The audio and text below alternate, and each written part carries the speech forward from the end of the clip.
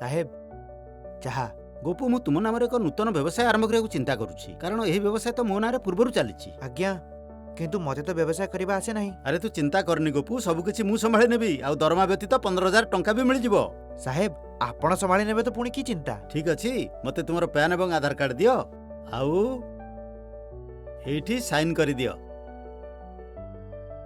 आउ ये हेला तुमर एडवांस पेमेंट। Advance payment